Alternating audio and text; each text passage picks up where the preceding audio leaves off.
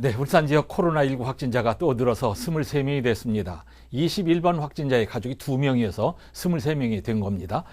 이분들의 이동 동선도 아주 복잡해요. 자세한 얘기를 김영환 기자 나눠보겠습니다. 김 기자, 네. 확진자가 2명이 추가됐어요. 21번 확진자 가족이라는 거죠? 네, 21번 확진자인 56세 여성의 가족 2명이 코로나19 확진 판정을 받았습니다. 남편인 58세 남성과 30세인 딸입니다. 딸이 2명이 있는데 첫째 딸이 확진이 나왔고요. 둘째 딸은 음성 판정을 받았습니다.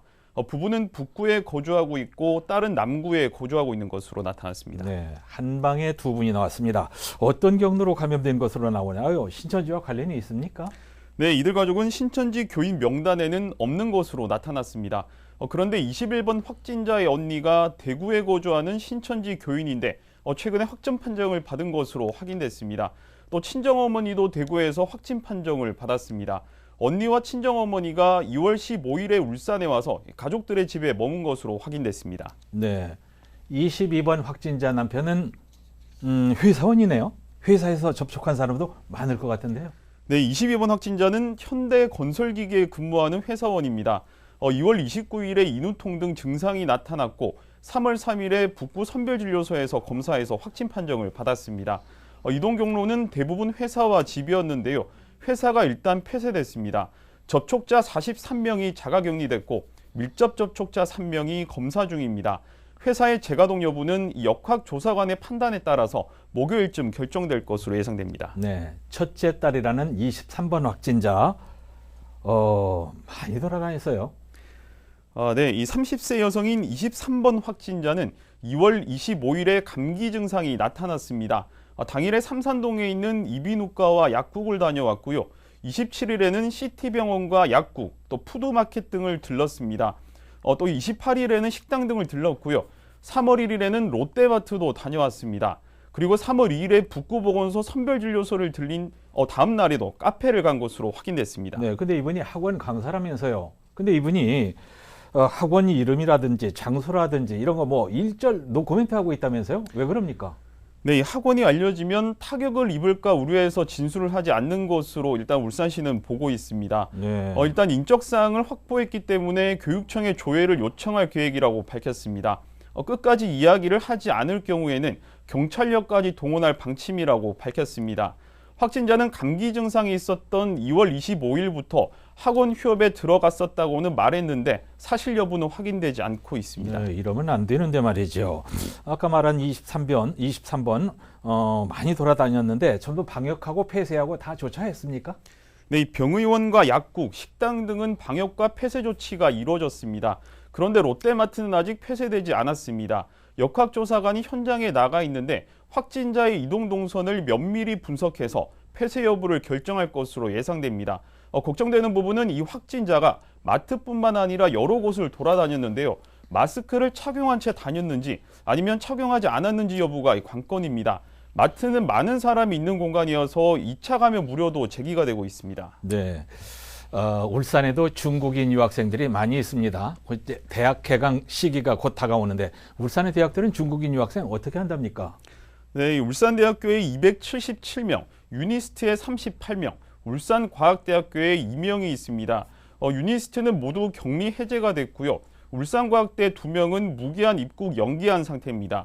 울산대학교의 경우 이미 입국한 사람이 110명인데 59명이 격리 해제됐고 51명이 격리된 상태입니다. 114명은 입국하지 않기로 했습니다. 울산시와 학교 측은 학생들을 김해공항에 입국하도록 한 뒤 자체 버스로 대학 내 기숙사에 격리한 상태입니다. 대학교 측은 3월 16일에 개강한 뒤 29일까지는 온라인으로 수업을 할 예정이라고 밝혔습니다. 네, 그리고 신천지 신도하고 또 교육생에 대한 전수조사 아직도 하고 있습니까? 끝났습니까? 네, 4,813명에 대한 조사가 모두 완료됐습니다. 이 가운데 327명이 유증상자인 것으로 나타났습니다. 327명 중에 7명이 양성으로 나왔고 221명이 음성으로 나타났습니다. 그런데 신천지 신도 또는 교육생 수가 증가할 것으로 예상됩니다. 중앙재난안전대책본부로부터 명단이 추가될 예정이라는 연락이 왔다고 울산시가 밝혔는데요. 예. 울산시는 일단 명단을 받는 대로 자세한 내용을 공개하겠다고 밝혔습니다. 코로나19 검사 비용 말입니다. 이거 시민들의 궁금증이 많은데 유료냐 무료냐, 유료면 얼마냐, 어떻게 알고 있습니까? 네, 이 검체 채취 검사가 두 종류가 있습니다. 코에서 검체를 채취하는 상하 기도 검사가 있고 목 밑으로 검사하는 하기도 검사가 있습니다. 상하 기도는 15만 4천 원 정도 하고요. 하기도는 7만 원 정도 합니다. 네. 일단 보건소에 있는 선별진료소에서 검사를 하면 무료입니다. 비용을 내는 곳은 의료기관에 있는 선별진료소를 방문하는 경우인데요. 코로나19 의심 환자라고 의사가 판단을 하면 결과가 양성이 나오거나 음성이 나오거나 모두 무료가 됩니다. 네. 그런데 의사가 단순 의심 환자로 분류를 할 경우에는 검사에서 양성이 나오면 무료지만 음성이 나오게 되면 비용을 내야 합니다. 지금 여러 곳에서 코로나 확산을 막기 위해서 직접 지원에 나서거나 성금들을 보내고 있는데, 자, 김 기자가 취재한 사례들이 있죠. 몇 가지 소개할까요? 네, 이 중구에서는 생활불편 민원 처리반이 방역에 나섰고요. 중구체육회 직원 20명이 방역에 힘을 보태고 있습니다. 남구에서는 주민방역단이 구성됐고 춘해보건대학교 드론봉사단이 학교 소독을 지원하고 있습니다. 그리고 동원개발이 긴급 돌봄을 실시하는 어린이집에 1억 원 상당의 마스크 4만 5천 장을 전달했습니다. 예. 이외에도 여러 곳에서 같이 코로나19를 함께 이겨내자면서 도움과 지원에 나서고 있습니다. 네. 자, 오늘도 마스크 못 구해서 야단들인데요. 질병관리본부에서 새로 내놓은 지침은 구하기 어려운 마스크를 반드시 하루만 쓰고 버릴 필요도 없고 혼자 있을 때도 꼭 해야 되는 건 아니라고 하잖아요.